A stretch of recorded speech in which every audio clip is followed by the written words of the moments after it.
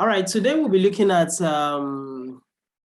tax, a viable topic in tax, objections and appeals. Objections and appeals. What does it mean? What does it mean? Instances of objections are consequential actions that occurs after an assessment has been raised, right? So let me put it to everyone. What do you understand by tax assessments?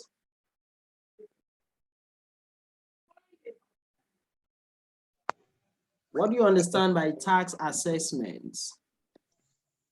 Okay, tax assessments are actually evaluations by tax authorities carried out on businesses to actually bring out their tax position, and that's the tax due from them. That's the tax amount they are supposed to pay at certain periods and the amount they paid in such periods. So where there are deficits now, they would now be employed to pay the additional amount, or the amount that was supposed to be paid earlier that wasn't paid, in addition to penalties and interest.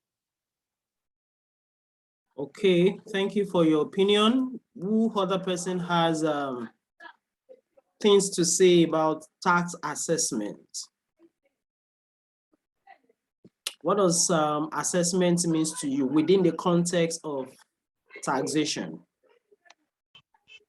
Okay, so to me, tax assessment is the evaluation of the base of tax, the calculations, and the filing of tax returns for not only companies but individuals too. Okay, so let me pick you by the two contributions. What are the types of assessments that you know?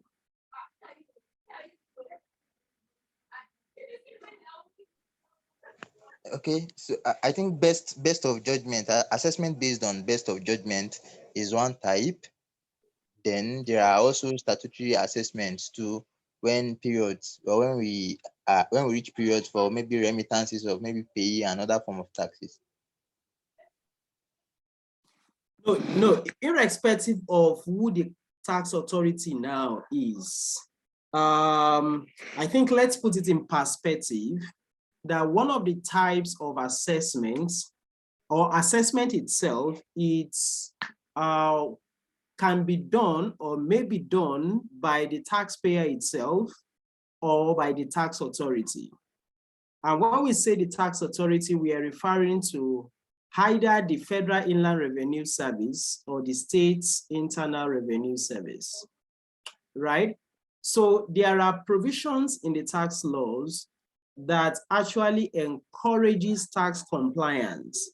And one of those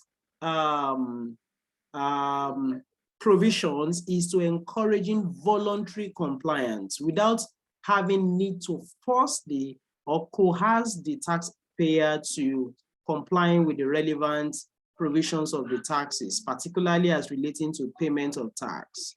So one of the first type of assessment is the one you willingly do, that is a self-assessment. So self-assessment then means that the taxpayer appraise itself tax-wise, look at how much income has been earned based on his own understanding, and based on this, what tax or how much amount of tax is due on it. The taxpayer self-charge itself, and based on its own understanding, remit what he felt or she felt to be due on the income earned. The returns is then filed with the government alongside the relevant computations with the evidence of payment or a proposal on how the payments will be made, right? That will lead us to the second form of assessment, which we call desk review. Or do you understand? So which we call the desk review assessment.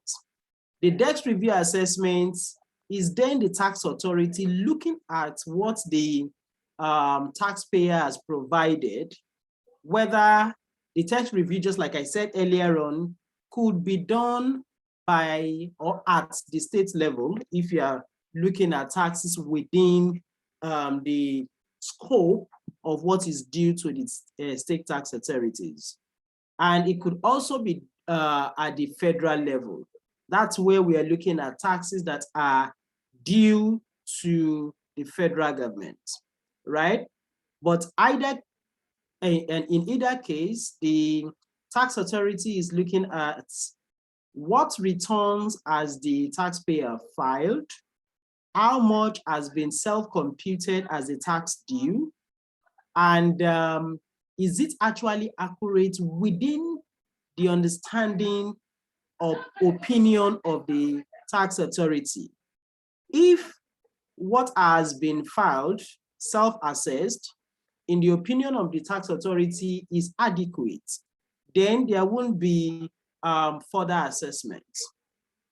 But if in the opinion of the tax authority, the assessment is inadequate, there are two options. It's either from that point, the tax authority raising an additional assessment without necessarily carrying out a thorough review of the taxpayer's book. That is what we call the DEX review assessment. Or they might say they want to recommend the taxpayer for further audits, right? So an assessment can also come, which we call tax audit assessments, right? So that means technically I've mentioned three forms of assessments. I've also explained what an assessment is. One of the types of assessment is the one you as a taxpayer do yourself. Second is the one that the taxpayer the tax authority looking at your books decide to raise additional figure due to be payable. Then the third is when for any reason or reason best known to the tax authority resolving to carrying out a tax audit on the said taxpayer. There are still a couple of other ones, but I will go on with that after addressing these hands up. Francis, you raise your hand. What's up? Is it an error or it's you have a question? I asked a question on the chat. Good evening, sir. Oh, good evening. Can you put it to perspective, please? I asked a question on the chat box. There's a question on the chat box. Okay, you said, can we say another term for self-assessment is best of judgment? No. And the reason is this. You can, even though it looks like it, but it is not the right terminology, right? It's not the right terminology. When we say self-assessment, I am looking at my incomes, looking at the relevant provision of the tax law, and decide to come up with what I think legitimately or in my own view, it's due to be payable. Who are those that has a right to use BOJ as we call? Is a tax authority, not the taxpayer, right? Because the taxpayer, you as a taxpayer cannot judge yourself. You can only bring before the tax authority and say, oh, I've looked at my income, I've been able to identify my income. This is my view of it. Is it acceptable to you or not? Most of the time, BOJ as a form of tax assessment is usually exercised when there are indications of non-compliance or reluctance from the taxpayer to providing the tax authority with the relevant information, right?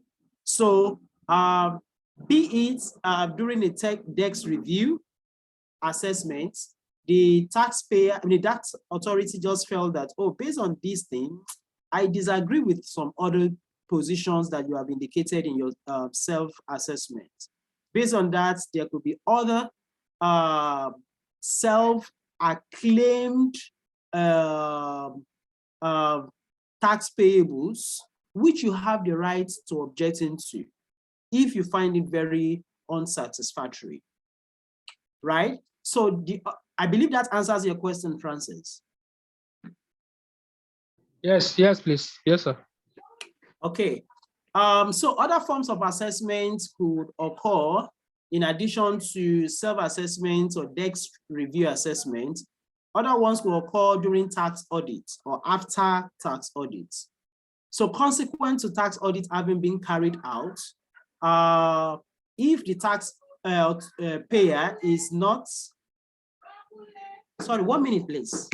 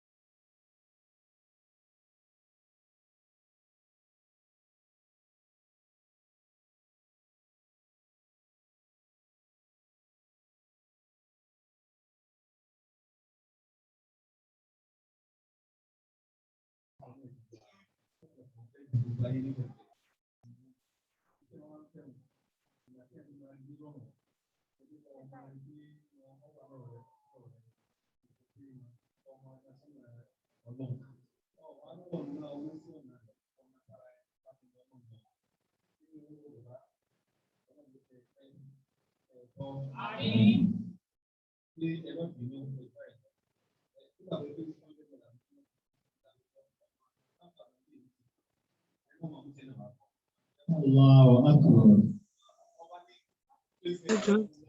Allah.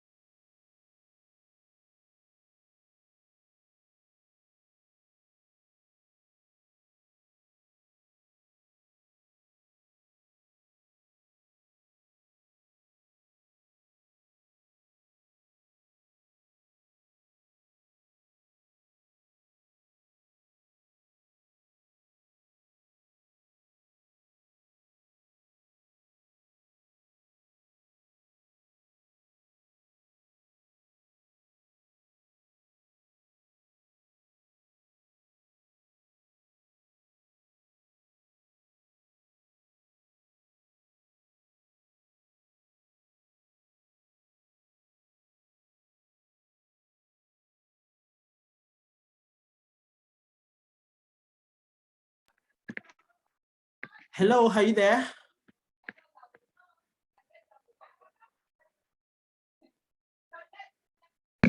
Yes, sir. Yeah, we do, Yeah. sir.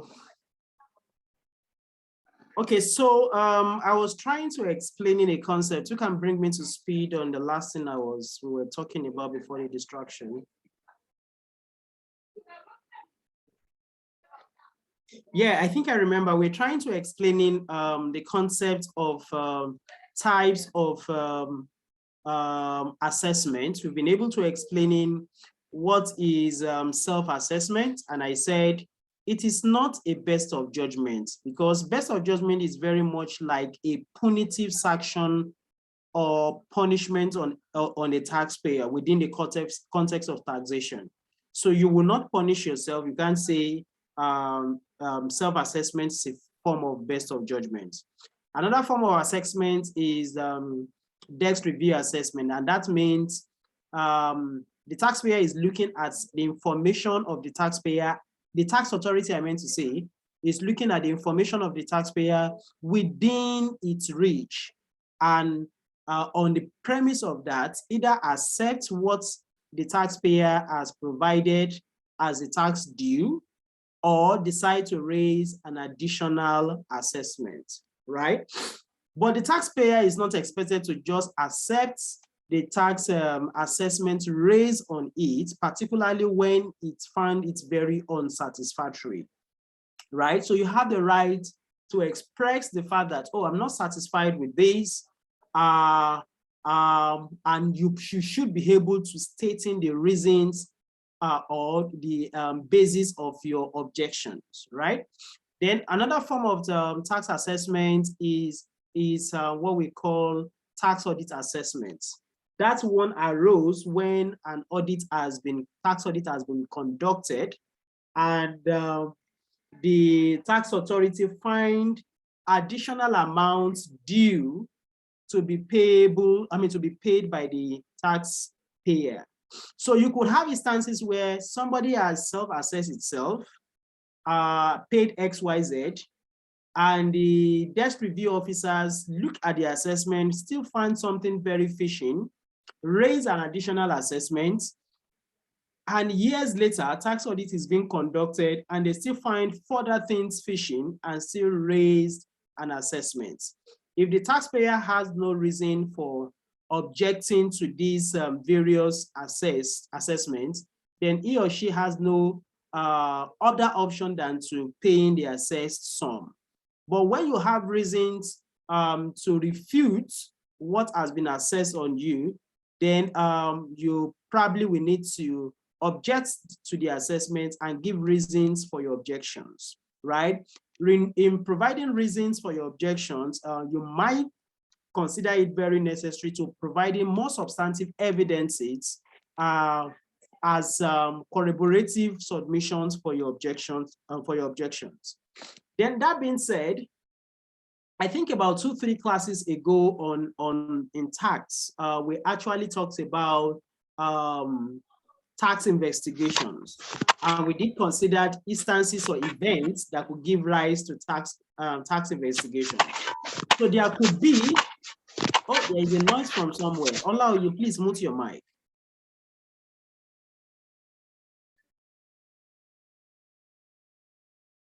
All right, so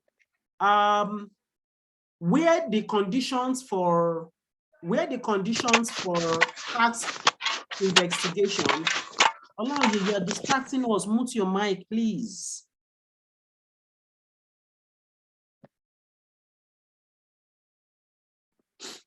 So where the conditions for tax audits, tax investigation has been fulfilled, then an assessment can also arise on that premise, and it could also be subject to whether the taxpayer actually accepts the assessment wherein you're expected to pay, and where you don't accept the assessments, that is, you are not in comfort with what has been raised on you, then you have the right to objecting. What then is objection, and under what instance could we have appealed raised? So that is the essence of this class today. That is the essence of this class today. So we are starting this looking at the following outlines, right? We will be looking at the procedure for raising objection to a tax assessment. We told you what tax assessments are. We told you various situations or instances that could have result to what we call a tax assessment. Then we'll look at the notice of refusal to amend. Under what instances will this arise, and who has the right to actually giving a notice of refusal to amend? Let me quickly put this into perspective. A notice of refusal to amend occurs where the tax authority, either for debt review assessment purpose, but most often for tax audit assessments, has been raised. The taxpayer has objected to the assessment raised, and the tax authority on its own, Olaoye, we will remove you from this session. So the tax authority, being not satisfied with the premise of the objection raised by the taxpayer, decide to call for meetings for reconciliation purpose. And despite after the reconciliations, a consensus could not be reached, right? The tax authority, the taxpayer may still then insist that its submission should be accepted, but the tax authority is not expected to be subject to those those objections, particularly when it found it very unsatisfactory. So as a result of that, it could result into issuing what we call a notice of refusal to amend an assessment. So what that means is that, the tax authority is actually standing on its earlier assessment as being final and conclusive, but the taxpayer is saying no. When such occur, what is the next line of remedy open to the taxpayer? Because the tax authority should not be seen as a lord. When you raise an assessment and it's not satisfactory to the said taxpayer, what are those options that the law provides as a way to reaching a consensus? First of all, the law has provided an opportunity for reconciliation, where the taxpayer communicates that, I'm not satisfied with this, and these are my corroborative evidences why I think, or why you think the position of the tax authority is not realistic. The tax authority on its own side could then say, I still believe beyond reasonable doubt that their position is substantive and should remain the status quo. So when there is this front and back objection between the taxpayer and the tax authority, the tax authority may resort to stopping or putting an hold on that exchange of correspondence by issuing what we call a notice of refusal to amend. So when a notice of refusal to amend has been issued, the only option, two options are open to the taxpayer. It's either they accept the earlier position of the tax authority, or they go further to seeking an appeal from the tax appeal tribunal. So we'll be looking at the process around that today. Appeal before the tax appeal tribunal. Then filing notice of the appeal. There are procedures if you want your tax case that has not been that have not been addressed by the tax authority to be referred to a higher authority that could then look into this. What are the procedures? So you have filing notice of appeal. Then we also have to look at hearing before the tax appeal tribunal. What are the conditions that must be fulfilled in terms of the minimum amount of tax case at hand, in terms of the other conditions that both the tax authority are expected to comply with, and that of the taxpayer. Then the last one is appeal before the Federal High Court. The Federal High Court is then seen at a higher court after the Tax Appeal Tribunal, where you still don't find solace to the decision, the tax decision that has been made. You can still flag the case to the higher court. So we are starting. I believe that all being said, we've been able to lay a foundation to this topic. We will not be talking about objection at all if an assessment has not been raised, right? And there is nothing you will object to in a self-assessment. You know, we gave different types of assessment. You can object to a self-assessment, right, as a taxpayer. But the tax authority can say, oh, I'm not satisfied with the self-assessment you've made and the payments made, which is a form of objection too. But in response to that, right, the tax authority will not be writing you a notice of objection, no. But they could respond to that self-assessment by serving the taxpayer with a dex review assessment, right? Then if the taxpayer is satisfied with that, I said you can go ahead to pay, but if you're not satisfied, you can also respond with a notice of objection to the dex review assessment. So when we say objection, you can see that objection has been reoccurring often and often. In what form should an objection take? The law is very clear on this. You can only object to an assessment in a written form. So when you receive an assessment, don't walk up to the tax authority and say, or communicating orally, that you know this assessment is not fair, you know it's excessive, you know you have not taken cognizance of this and all that. No, all your reservations to the objection, to the assessment that have been raised, put it to book, right? And serve the tax authority with it. When you are doing that, what are the things that we should pay attention to for an objection to be valid, right? Number one, if it is an objection in respect of an assessment raised on the taxpayer, it must be on the letterhead of the said taxpayer, or it could be on the letterhead of the consultants to the taxpayer. Say, for example, KCP is a tax consultant to, say, another company, ABC PLC.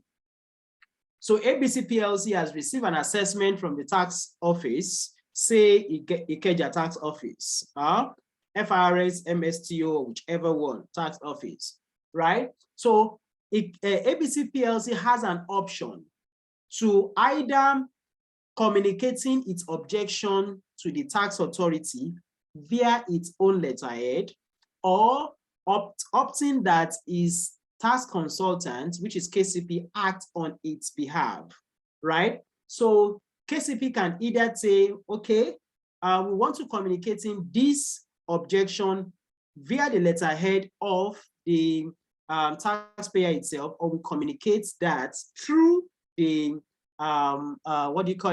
letterhead of the consultant.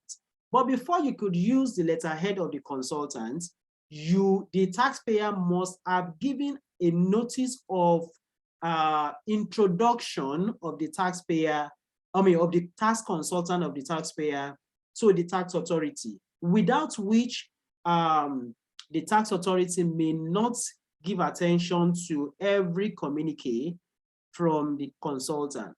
So when you have an engagement to representing your client, it is very essential as part of the onboarding procedure to ensuring that the taxpayer that actually appointed you as its consultant actually give you a notice of introduction, introducing the consultant to the tax authority.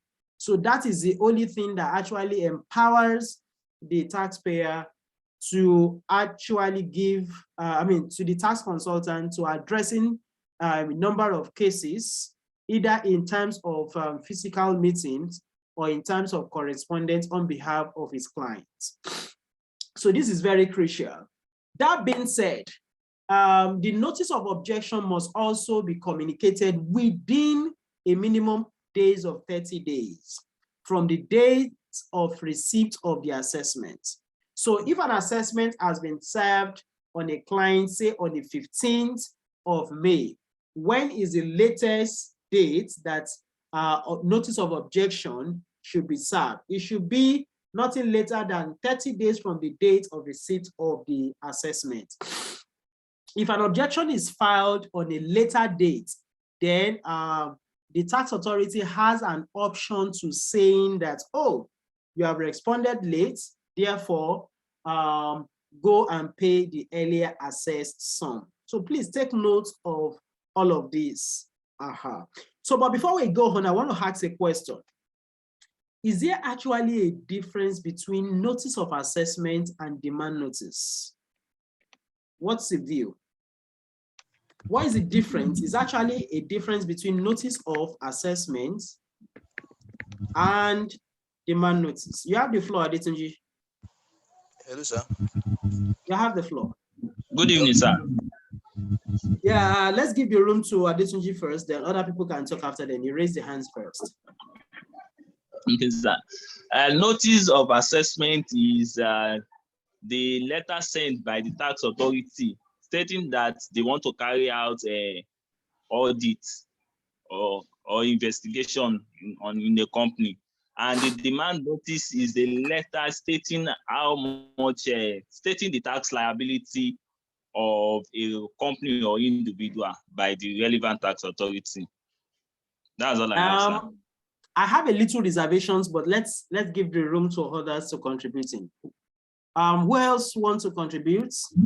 I didn't totally agree with his submissions. Now, for notice of assessments, now, just as you said earlier on the different types of assessments that have been undertaken. Now, for the notice of assessment that has been sent by tax authorities, it's just a notice now, a document showing the tax liabilities of a business now or an individual, while demand notice now is actually telling the individual now or business the amount they are supposed to pay within a period of time. Let's say, for example, some will say that, okay, having assessed you on this particular, maybe a tax audit or whatever, that you have been demanded to pay this particular sum now as a result of maybe that audit, either within 7 days or within a specific period of time, and they most times give the account details of the tax authorities now where the tax due is supposed to be paid. That is in the demand notice now. Okay, I still did not totally agree with your submissions. You are almost there, but you missed out some key terms. Okay, who else wants to contribute? Any other person who wants to contribute?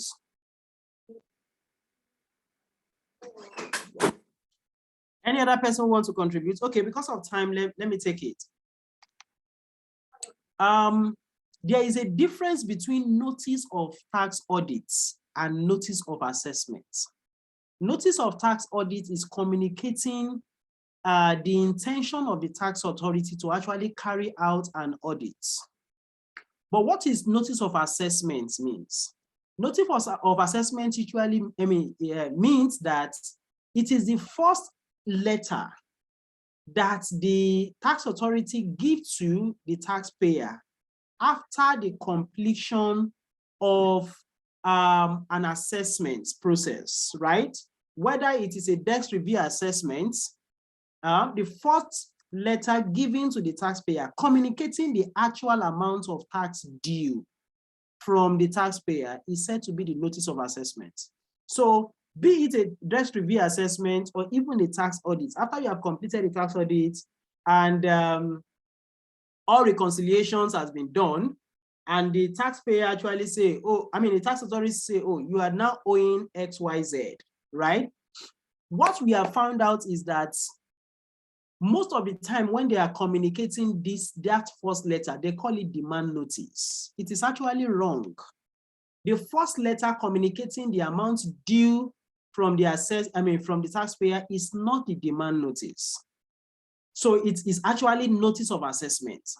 Notice of an assessment could then be a demand notice under any of these following conditions. Number one, if the taxpayer, on receipt of the notice of assessment, did not respond to it either in terms of objection or communicating his satisfaction to it, right, within 30 days from the date of receipt, that notice of assessment, the amount therein now becomes due to be demanded from the taxpayer.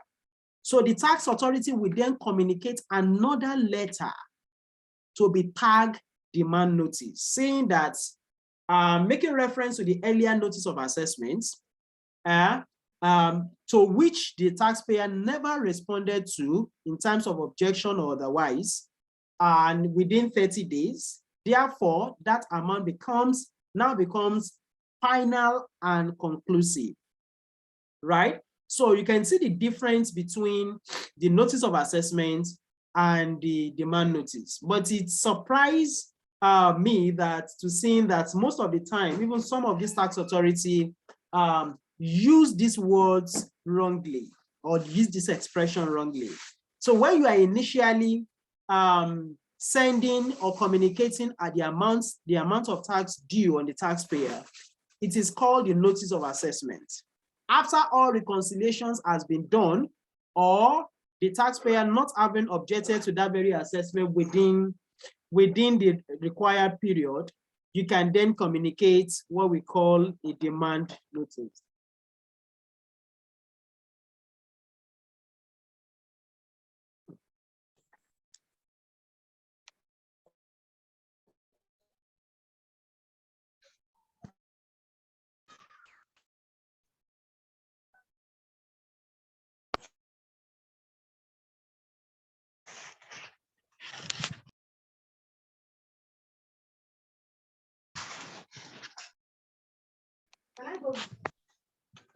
Yeah. So I believe that is understood. So notice of demand notice comes first. Demand notice comes first when you did not respond as a taxpayer, you don't respond to the notice of assessment within 30 days. It then becomes final and conclusive. The tax authority will then serve you a demand notice, right? The second instance is where notice of assessment has been served and objection letter has been submitted to that. Reconciliations has been done.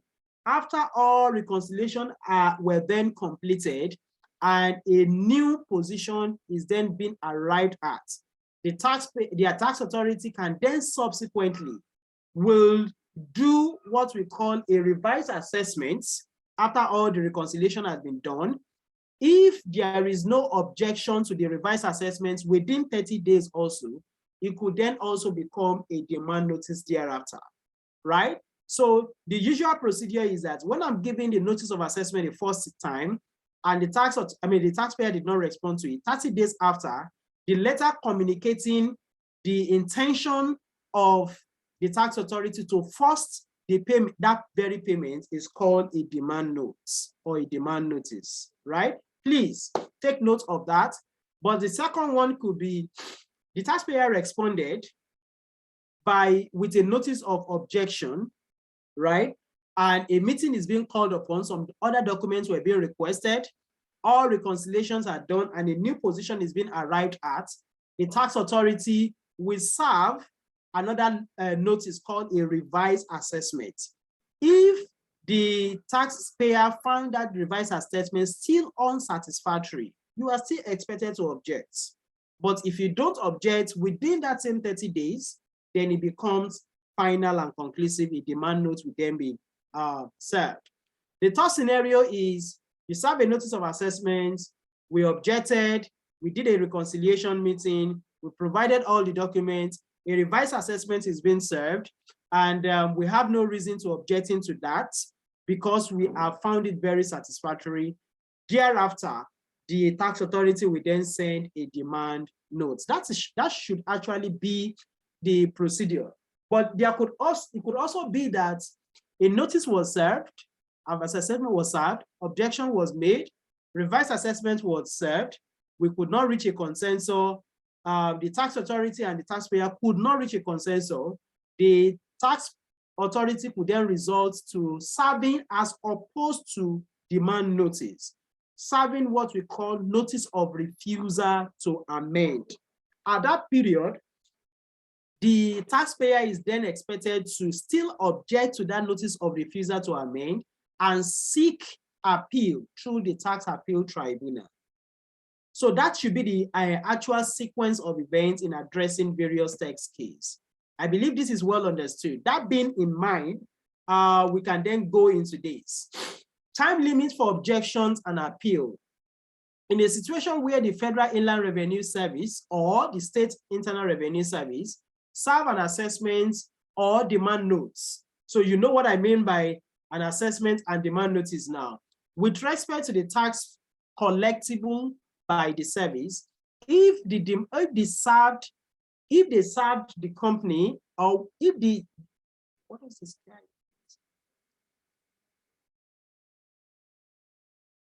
So I meant to saying that if the notice served is not satisfactory to the company, with respect to the amount raised, the company has a statutory timeline to objecting to the assessment within 30 days. So please underline the 30 days notice of response. If you don't respond within that 30 days, then a demand note will be raised thereafter.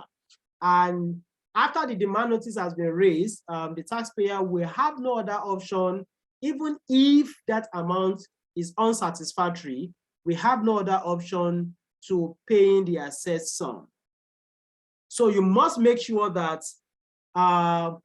sensitize your team and your clients that when any form of notices or correspondence are received from the tax authority, they should do the needful by forwarding those letters or those correspondence to the appropriate person that will address those concerns, because tax events is actually time bound, right?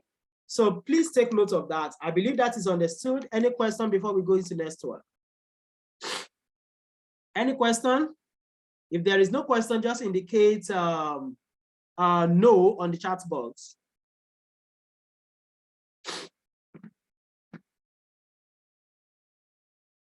Okay.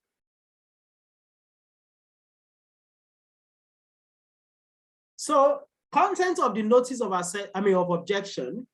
A company has a right to object to the served assessment or demand notes raised on it within the statutory timeline of 30 days. However, Section 69 of CITAS 2011 as amended stipulate that for a notice of objection to be valid, it must be, one, it must be in writing, delivered in person or via mail. Provisions, that is, this is in line with the provisions of the Finance Act of 2019. So you must make sure that this particular intention of your unsatisfaction to the assessment raised is communicated in a written form. So please take note of that. If you did not respond, you should not receive an assessment and just be grumbling with the assessment. You need to communicate your intention or objection to that assessment if you find it very unsatisfactory. Damilola, you have the floor, please.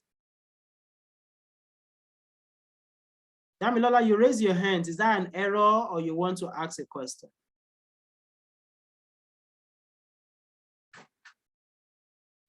Okay, no response from you, so we can go on there.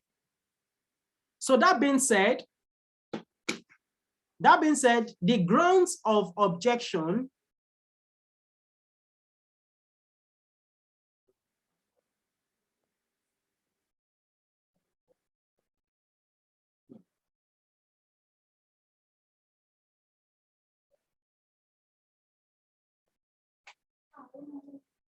so after you have communicated in writing, the next thing you have to do is in what you are writing or you have written.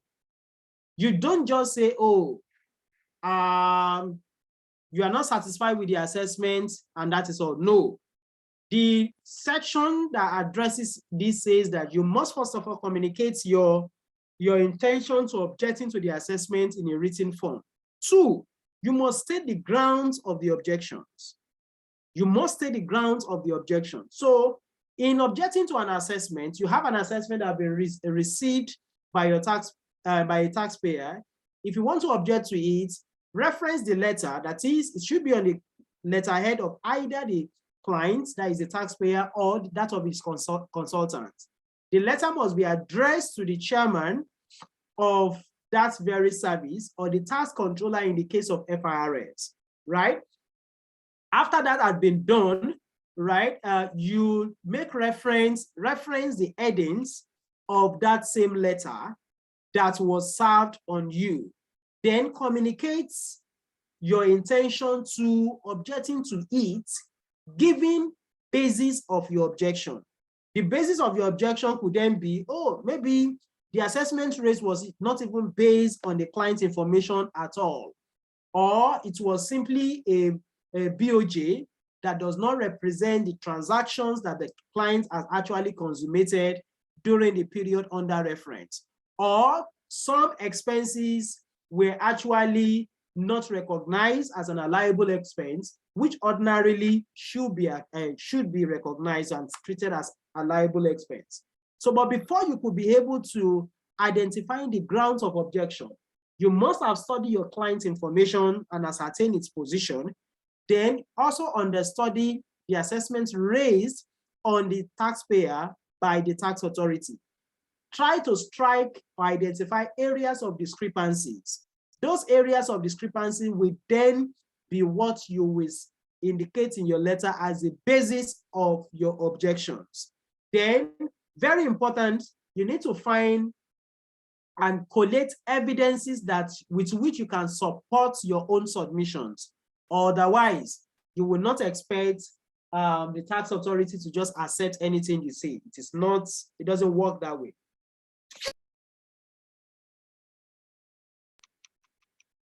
The notice of objection must be raised within 30 days. We've communicated that anything falling short of all of this, it will not be tenable.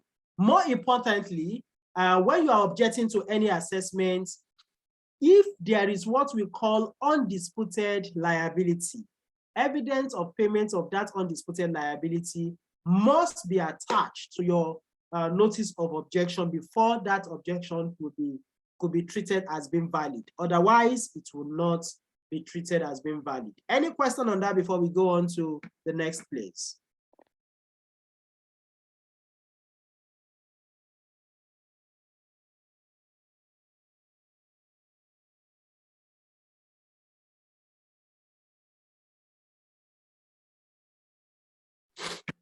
Any question, or we can go on? Please, if there is no question, indicate yes, please.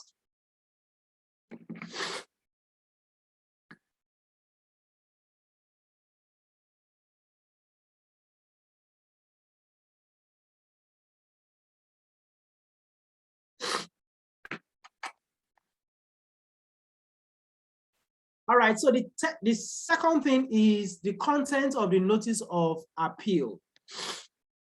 So we are moving away entirely from notice of objection, which we say it is a document or a letter with which a taxpayer or its consultant communicates his dissatisfaction with the position raised on the taxpayer. And you must be able to identify basis which you are objecting to the assessment. In identifying your basis of your objection, you will have compared your own positions of the client with that of the taxpayer and identify areas of striking differences or discrepancies and trace that to what the law says. It is the position of who is in consonance with the relevant provision of the law that will be taken as having an upper hand. So if you are able to identify anything the tax authority has done in arriving at that position that is not in consonance with what the law has said, or that is not in consonance with what the legal intent of the law is, or that is not in consonance with the actual financial transaction consummated by the taxpayer or your client, you can then cite this and say, on this premise, we are objecting to this assessment of so on the following basis. State your basis, then have a closing remark for it. So the notice of appeal, and I've also given an illustrations of what could result to, not all tax cases will eventually result to an appeal, right? But appeal will occur when we have a notice of assessment raised, objection served, reconciliation meeting held, additional documentation to providing or supporting the submissions provided, the tax authority is still not satisfied, and a notice of refusal to amend is being issued. The taxpayer could then say, okay, if that is the case, you have the option to either paying what has been assessed, or you flag the case to a higher authority who is then taken as a tax appeal tribunal. But if you are taking anything to the tax appeal tribunal, what should be, or any tax case to the tax appeal tribunal, what should be the relevant content of that notice? There should be an official number of assessments and the years in which the assessment was made. So when you are communicating any unsatisfactory case to the tax appeal tribunal, your letter should then reference the following. The official number of the assessment, you will have seen that in your notice of assessment, demand notice, or the notice of refusal to amend, and the tax years that are in question in which the assessment was raised. The amount of tax charge on the assessment, you reference that too. Then the amount of total profit upon which such tax charge as appearing in the notice of assessment. So in your computation, you will have identified what is the total amount of profits, total profits on the basis of which the assessment of CIT was raised. In the case of payee tax case, you will not have total profits, but you will have what we call chargeable income, right? So while chargeable income is relating to payee related tax case, total profit is relating to CIT related cases. Then the date upon which the appellant was served with notice of refusal to amend the assessment raised. Who is the appellant in this case? Question to everyone. Who is the appellant in this case? The taxpayer. Awesome, taxpayer. Then the precise grounds of your appeal. What do you, or what prayers are you putting before the tax appeal tribunal? You need to state this. Then the tax tribunal, on receipt of the letter or that notice, will respond accordingly. Then on receipt of the notice of objection by the aggrieved taxpayer or the aggrieved company or the taxpayer, the FIRS will call on the relevant documents and books of accounts to substantiate the positions. If the FIRS is satisfied with the documentation, a revised assessment has been made. I think I've explained all of this before. So let's just jump this and go ahead. Now, we look at that had been done, a submission has been made to the tax appeal tribunal, and we are looking at what are the things that need to be done now to actually have the hearing by the tax appeal tribunal.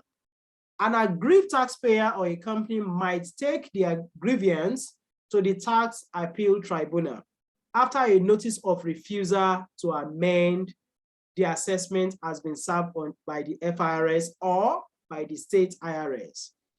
A tax appeal tribunal is set up in every jurisdiction of Nigeria to settle a tax dispute between the taxpayer and the FIRS or the state IRS, as the case may be. The procedure for hearing an appeal before the tax appeal tribunal are as follows. I need a volunteer, please.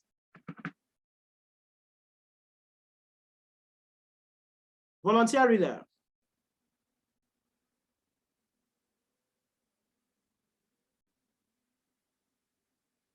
Any volunteer? Okay, you have the floor, please. Hearing before the Tax Appeal Tribunal. The Secretary of the Tax Appeal Tribunal.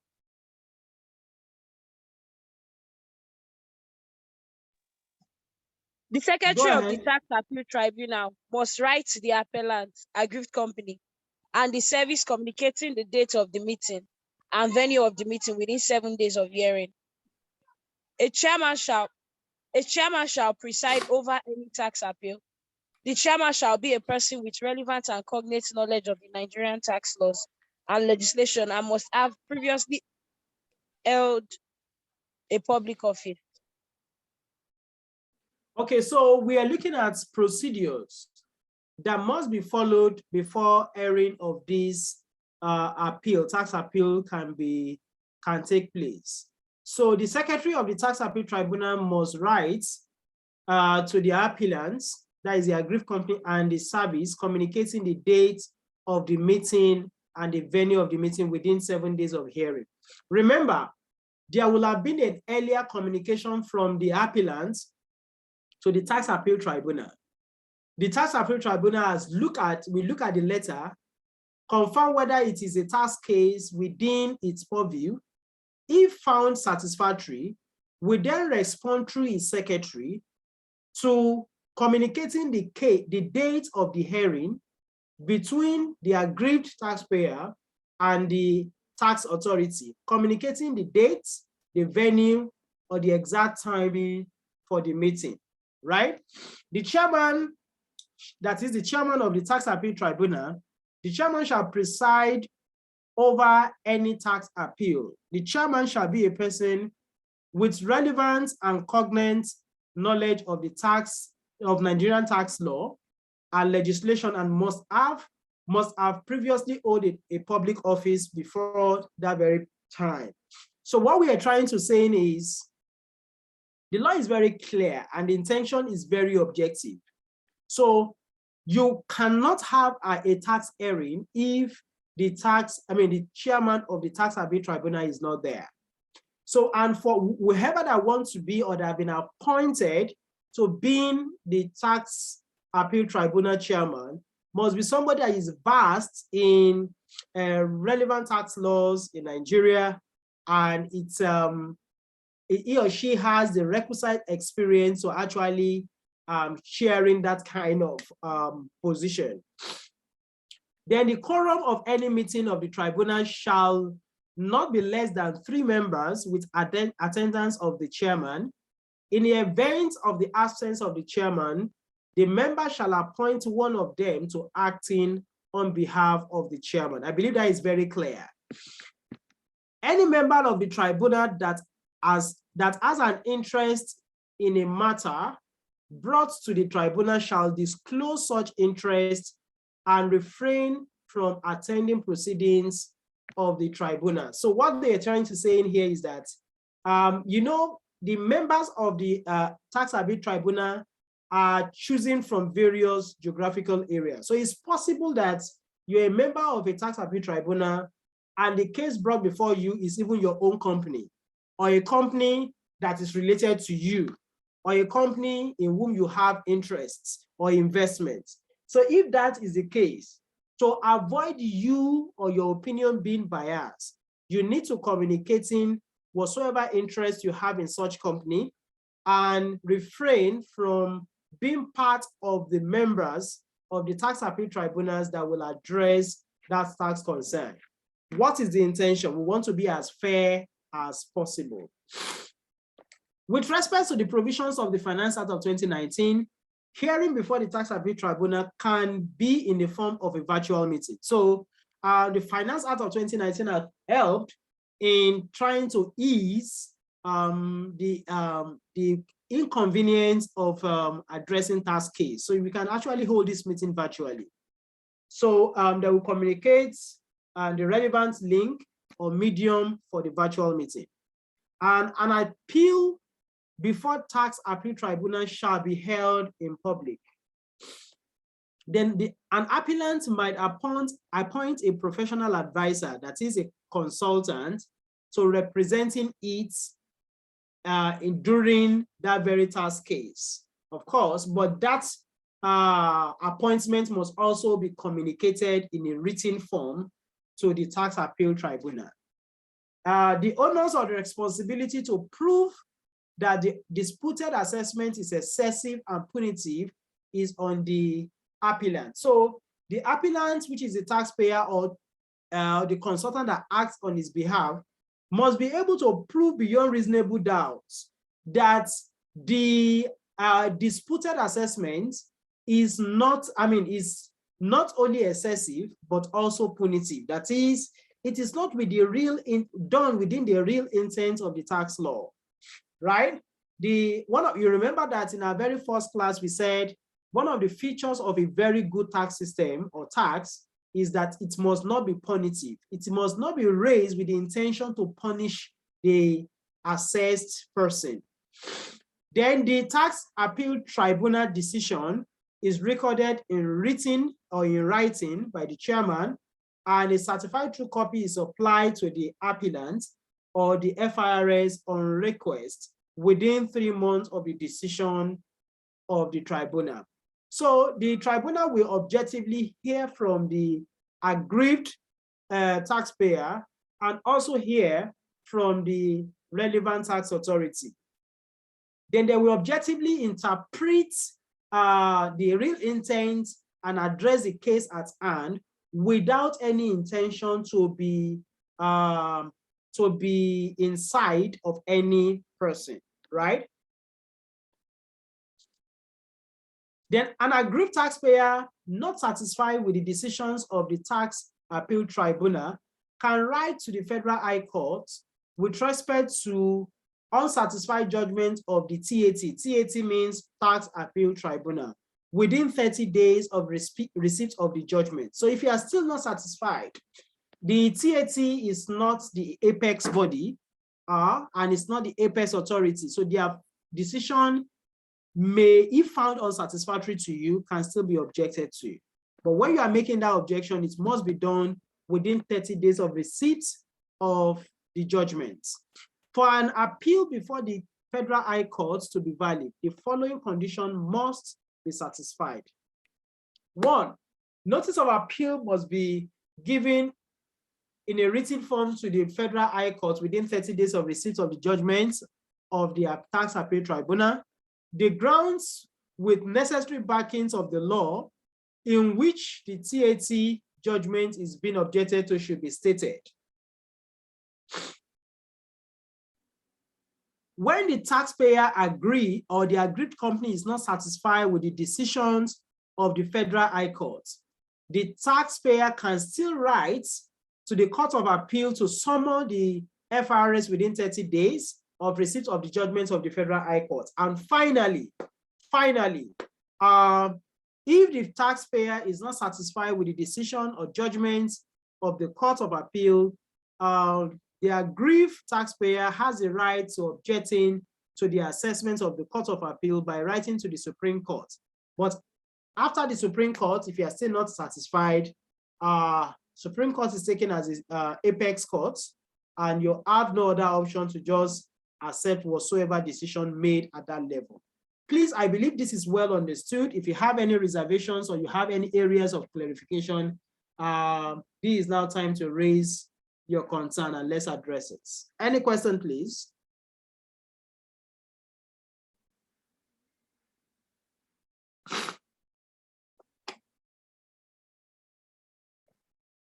Any question?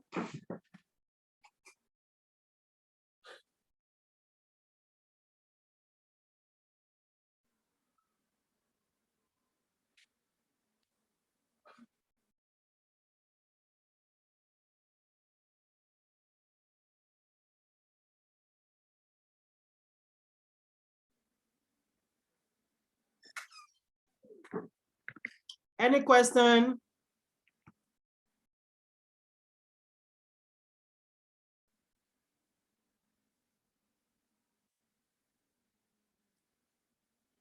Yeah, somebody is asking here, the concept that upon filing of notice of appeal to appeal tribunal that the taxpayer has to pay 50% of the disputed amount.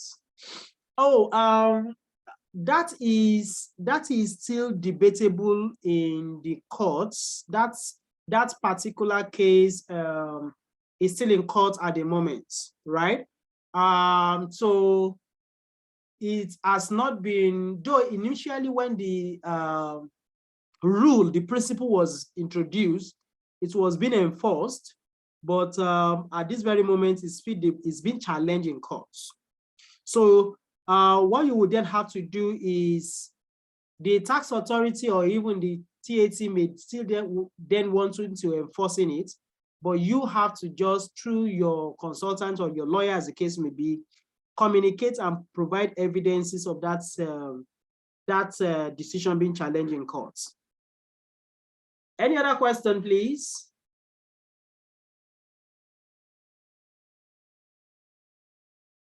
Any other question? So in the absence of anyone, we go on. I told you today's class will be very short because of those who want to watch football.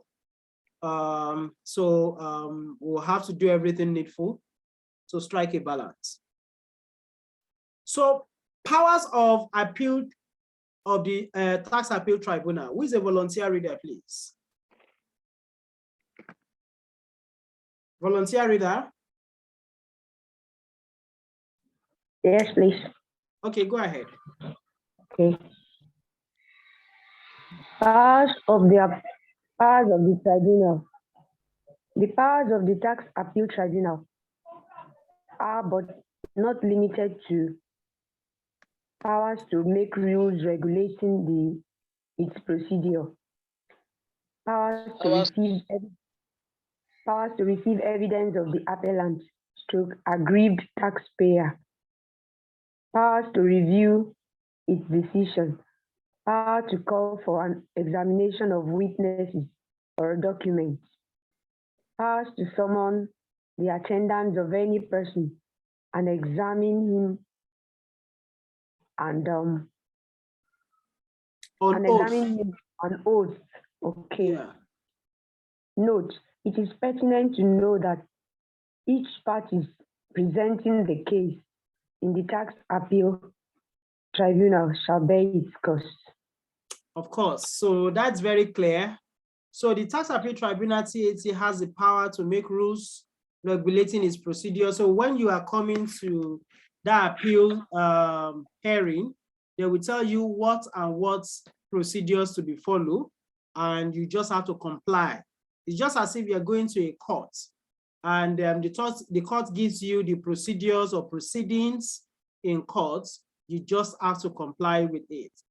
But the procedure will be fair enough as not to put you or coerce you to actually accepting what the law did not ordinarily intend. Power to receive evidence of the appellant. So they will receive, if you are aggrieved with the position of the tax authority, they will receive evidences of your grievances or grievances to the assessment raised. Power to review the decisions of the tax authority. Power to call for an examination of witness where such witnesses are necessary. They can call on witness to providing further corroborative evidences why the decision should actually go in favor of the appellant or the FIRS, and power to summon the attendance of any person and examine him on oath. So if without the appellant or the FIRS providing a witness, if the TAT see any person in a position to actually providing corroborative evidences to making or helping them in reaching a better consensus, by the power conferred on them by the law, they can actually summon such persons to appearing before the TAT. So that is what you are expected to know. I told you earlier on that it's a very short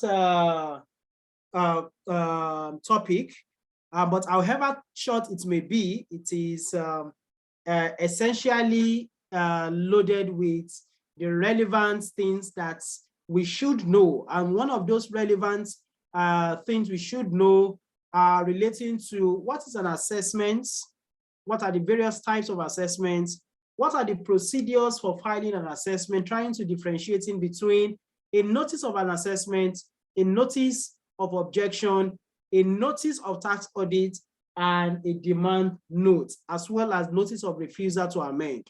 These are all of the various terms that we have cleared in the course of this. And under which circumstance can you object to an assessment? Can you object to a notice of assessment? Can you object to a notice of revised assessment? Can you object to a demand notice? We have cleared all of these. We've also said that, in instances where you could not resolve the tax case with the relevant tax authority, you can flag it. Flagging it, then you can then take the case to a higher empowered authority, which is the TAT. And if the decision reached is still not found satisfactory, you can still flag it above that authority. Before we call it a day, I need to know whether there are questions from any quarter, but if not, we can then wrap it up here and allow each person to continue with the activities for the weekend. Any question, please?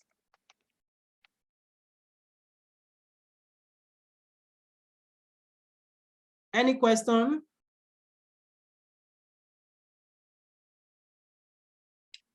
Any question from any quarter? Okay, if there is no question, can you just indicate yes that there is no question so that we can wrap it all up? Okay, so I have a question. Okay, make it quickly. Okay, my question is this now. When dealing with tax authorities, especially when there are discrepancies now in the tax assessment, sir, what's the way to go? Okay, are you supposed to put it to that tax authority now? You know, some authorities, when you write to them, they will tell you that it's you want to teach them their job, or you want to render them incompetent or stuff like that. What's the approach now to follow in actually resolving issues of this nature when it has to do with issue of tax assessments and raising objections? Okay, so first thing first, I would say that manner of approach is very key. There is a way you can tell somebody that what you've done, we are not saying that what you've done is wrong, but it is not just in consonance with what the law actually intends. Truly, they are tax authority, but they are not Lord, right? Their processes and activity is subject to what the law has actually intended. So even when you are trying to prove a case, you should be able to identify a relevant provisions of the applicable tax law where you can actually politely communicating to them that their action is a contravention of that law. So the best approach to this is don't tell anybody or don't communicate to anybody, particularly the tax authority, that they are wrong.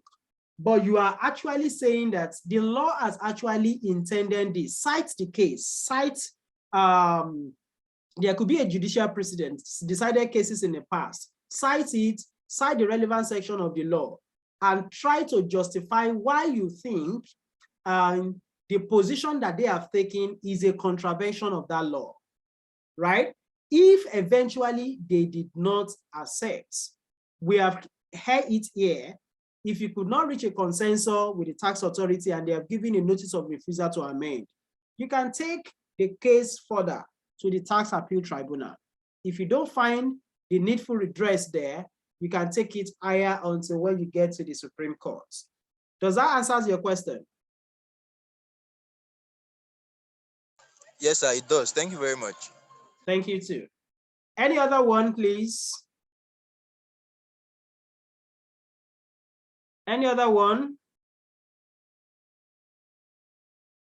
Okay, so in the absence of any other question then, that is where we will call it a day here today. Please try as much as possible to revise all of these things and let the discussion continues.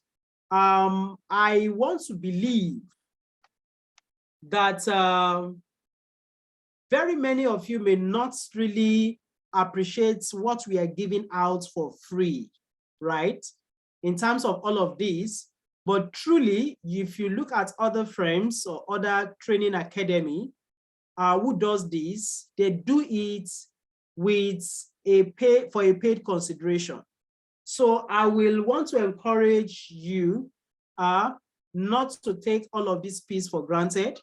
This, what we are giving out, is a reflection of what has been acquired for over 1, 2, 3 decades, right? As a firm, and by the contribution of all our partners and team. So please make the best of it, and we have made the intention very clear. We are not expecting anybody to come and paying us, no.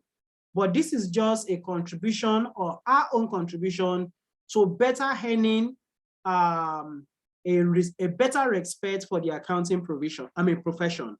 And we felt that the only way we can do this, or one of the ways we can do this, is unleashing some of our skills on others, particularly professional colleagues and the younger ones, because not everybody may be privileged to working in institutions or establishments where you can actually acquire relevant skills. So I urge you, make the best of this opportunity and make a better representation for the profession.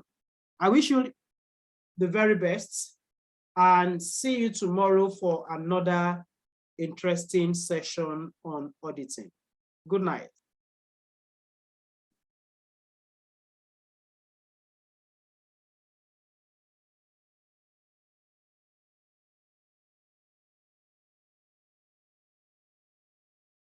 All right, good night, everyone. See you tomorrow again. Good night, sir. Thank you very much, sir. Thank you. Yeah, Good night. Tohib, good night.